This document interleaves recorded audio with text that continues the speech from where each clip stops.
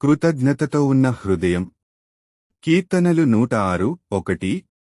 యెహోవాను స్తుతించుడి, యెహోవా దయాళుడు, ఆయనకు కృతజ్ఞతాస్తుతులు చెల్లించుడి, ఆయన కృప నిత్యముండును. దేవా వందనాలు అనే మాట మన ఉపశమనమునకు చిహ్నంగా తరచుగా చెప్పబడే సాధారణ ప్రతిచర్య పదం.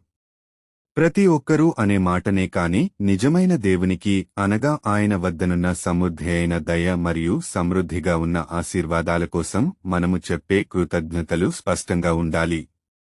అయితే ఆయన మనకిచ్చిన రక్షణను బట్టి వర్ణించలేని మరియు చెప్పలేని వరముల కోసం సర్వశక్తిమంతుడైన దేవునికి కృతజ్ఞతలు చెప్పడంలో మనం చాలా అరుదుగా కృతజ్ఞతలు తెలుపుతాము. కీర్తనల గ్రంథమంతటా కీర్తనకారుడు నిజాయితీగా కృతజ్ఞతలు చెల్లించటం మరియు స్తుతులతో తిరిగి రావడం మనం చూస్తాము. దేవుని వాక్యం మనకు ఒక మంచి మార్గాన్ని తెలియజేస్తుంది. క్రీస్తు యేసునందు మన పట్ల దేవుని చిత్తం కోసం అన్ని పరిస్థితులలోనూ మనము కృతజ్ఞతలు చెప్పాలి. మనలో ప్రతి ఒక్కరితో వ్యక్తిగతంగా మరియు సమిష్టిగా మాట్లాడే దేవుని చిన్న స్వరానికి మనం కృతజ్ఞతతో ఉండాలి. దేవుడు మనతో ఉన్నారు మరియు ఆయన సమస్తమును నియంత్రణలో ఉన్నారు. గ్రీకు భాషలో కృతజ్ఞత అనే పదం సంతోషము మరియు కృప అనే రెండు పదాల కలయికగా ఉంటుంది. దేవుడు లేకుండా కృతజ్ఞత లేదు. వేరే మాటలలో చెప్పాలంటే అక్కడ సంతోషము లేదా కృప లేదని అర్థం. ఏది ఏమైనా దేవుని మంచితనంతో మనం ముంచెత్తబడాలి. మన దృష్టి మరియు విశ్వాసం దేవునిపైనే ఉండాలి కాని దేవుడు ఇచ్చే వాటి వలన కాదు.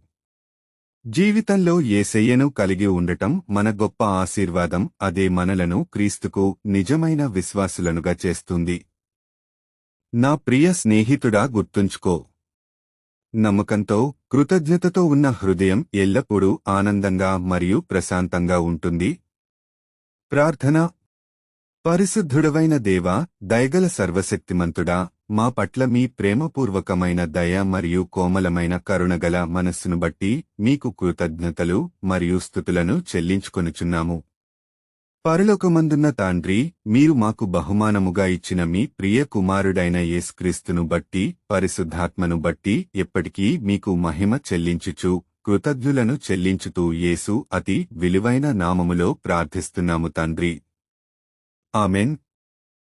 మీకు ఈ వీడియో నచ్చినట్లయితే లైక్ చేయండి, సబ్స్క్రైబ్ చేయండి.